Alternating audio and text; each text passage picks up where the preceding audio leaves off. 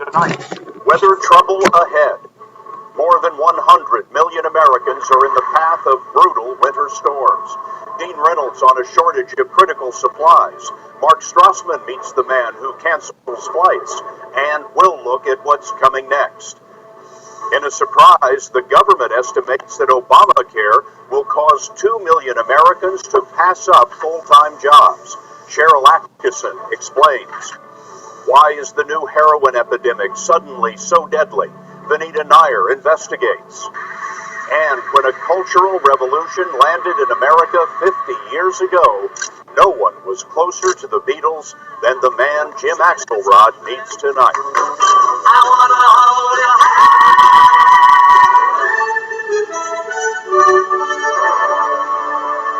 This is the CBS Evening News with Scott Kelly. Good evening. We've passed the halfway mark in winter, but the storms just keep on coming. Have a look at the map. The latest storm that's been dumping as much as 10 inches of snow on the Midwest will be heading into the Northeast overnight, bringing all of the travel headaches that go with it. Another bigger storm may be just days behind it.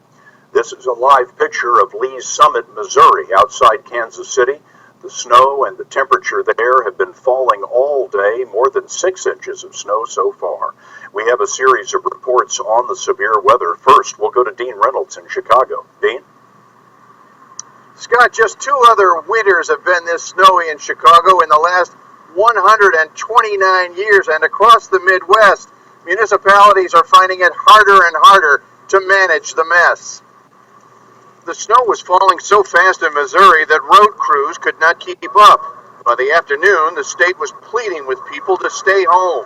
In Kansas, the governor declared a state of emergency. Along the storm's southern edge, ice caused spinouts or knocked down power lines. By the afternoon, 40,000 outages were reported in Arkansas. Highway officials in 12 states reported they needed more salt to fight off the snow and ice. Where we are right now, we should have salt as high as that hill above us. At least. John West is the director of public works in Maywood, Illinois. He ordered 2,000 tons of salt at the start of the season, and 2,000 tons are gone. Only 500 tons from a stopgap purchase remain and are doled out almost by the grain. So you got about 4 or 5 days left. I'm making you feel bad, right? But hopefully more. But barges bearing salt for towns like Maywood are frozen into the Illinois River. Elsewhere, Michigan has used 137% more salt this season. Ohio, 206%.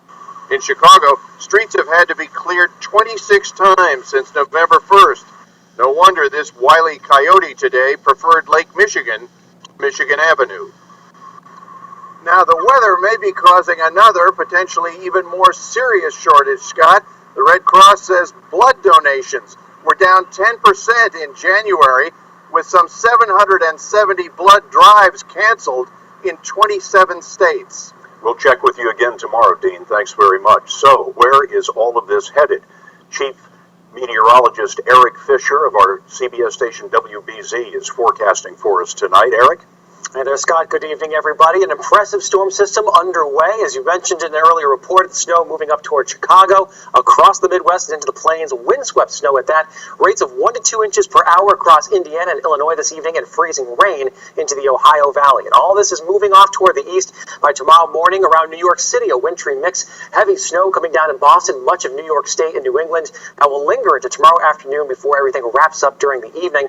Snow totals, here we are again. It's the winter that keeps on giving. 6 to 12 for many, 3 to 6 on either side. A big swath of Americans will be shoveling out tomorrow, Scott. Now, this next storm that is coming, what can you tell us about that? So a lot of chatter going on about a potential storm for this upcoming weekend. That energy, Scott, right now is out across the Pacific. That will cross the country as we head through the weekend. And then by Sunday, it's right offshore. A couple potentials here. One is up the coastline, a significant nor'easter. One is out to sea. Certainly a high ceiling, but Scott, there's a lot of uncertainty here. We're hoping to have a better handle on this by the time we get toward Thursday, but no state of emergency just yet, that's for sure. Eric Fisher of WBC. Eric, thanks very much. The airlines canceled more than 1,500 flights today. That brings the total for the past 2 days to more than 3,600. Mark Strassman went to the Delta Airlines Operations Center in Atlanta.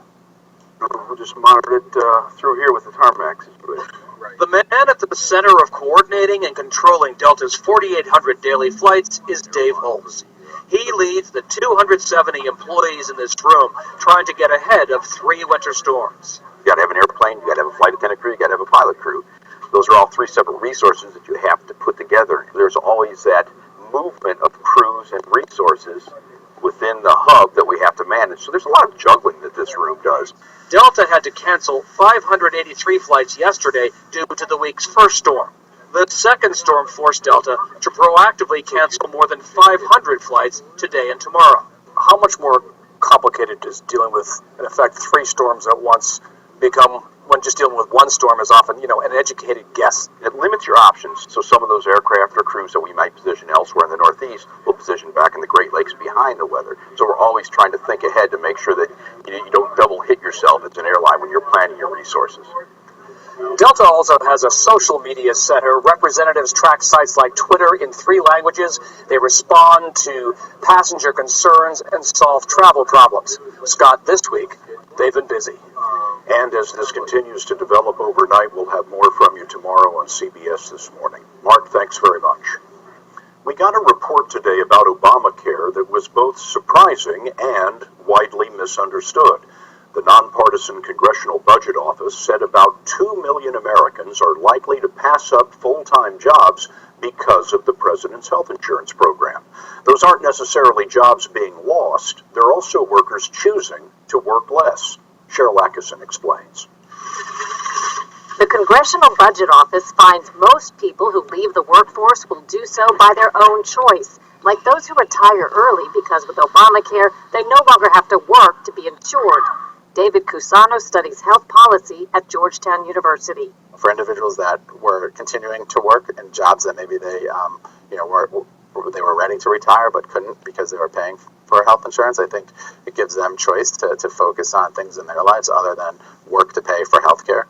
The CBO says for some, Obamacare may also reduce the incentive to work. That's because taxes and penalties under the Affordable Care Act hit people harder the more they earn. Subsidies to help pay for health care grow bigger as income falls. And since the government kicks in for the cost of health care, people can earn less but still maintain their standard of living. But the report also says businesses may eliminate full-time jobs next year because they'll have to pay a penalty if they employ 50 or more full-time workers and don't offer insurance. Republican Senator John Cornyn said that's proof Obamacare will hurt the economy. In addition to people getting canceled policies or sticker shock and finding out that their health care costs didn't go down, they went up, or finding that if you like your doctor, you can't keep them, what we're finding is that these same people may find themselves out of work as a result of the policies of the Affordable Care Act. The White House today said the CBO's projections all translate into the fact that Obamacare has given American workers more choices. The report also says employment will improve over the next decade, Scott, but just not as much as it would have without the Affordable Care Act. Cheryl Atkinson in our Washington office. Thank you very much, Cheryl. We told you yesterday about the big drop in stock prices. Well, today investors went shopping for bargains, and that sent the Dow Industrials up 72 points to close at 15,445. Microsoft named a new CEO today. 46-year-old Satya Nadella, a native of India, is a 22-year Microsoft veteran. He's been in charge of the company's newer, faster-growing businesses that deliver software and services over the internet. His challenge now is to reshape a company that dominated the world of desktops but found itself falling behind Apple when the world went mobile. The chief financial officer of Target stores went before Congress today and apologized for the data breach during the holiday shopping season. Hackers stole at least 40 million credit and debit card records. Target, like most American stores, uses technology that is decades old and is easy to hack. Turns out there's a better system, and we asked Elaine Quijano to tell us about it. There are more than 1 billion credit cards in circulation in the United States, but just a fraction are like these cards being made at the CPI card room in Colorado. this is a really critical stage. It's called our smart card area. Steve Montross is the company's CEO. These cards have a computer chip which stores user information. Unlike the magnetic strips on the back of most cards where personal information is permanently stored, the data on the chips is encrypted with codes that change whenever the card is scanned. Therefore, if fraudsters get a hold of cardholder data, they're not able to duplicate that data authentication that is dynamic and changes for every transaction. Smart cards are widely used in Europe, Canada, and Latin America.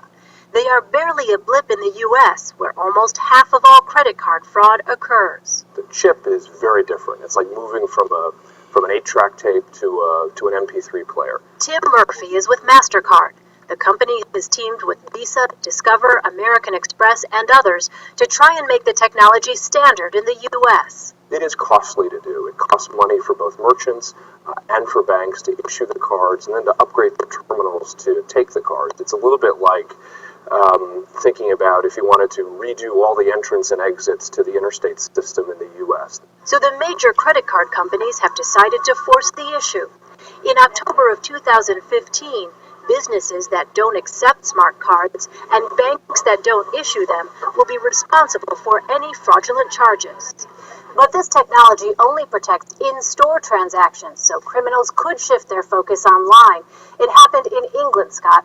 After they switched to smart cards, the percentage of fraud committed online climbed from 23% to 65%.